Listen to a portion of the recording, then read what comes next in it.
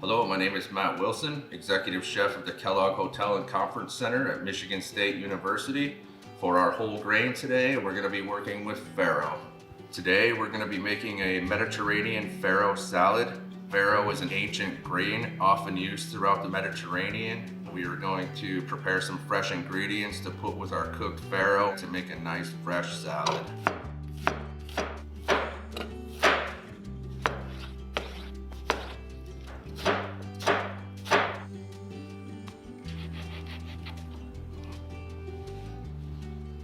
So we're going to take some of our pre-cooked and cooled farro, add it to our mixing bowl. We have 1 cup of extra virgin olive oil, 1 cup of fresh lemon juice, about half to 3/4 of our diced cucumbers, same amount of our halved grape tomatoes, about half of our red onion. You add a handful of our kalamata olives and some freshly snipped chives, pinch of black pepper, 2 pinches kosher salt. Now we're gonna go ahead and mix that around a little.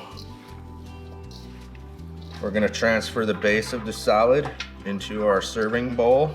Take our remaining ingredients, cucumber, our halved grape tomatoes, kalamata olives.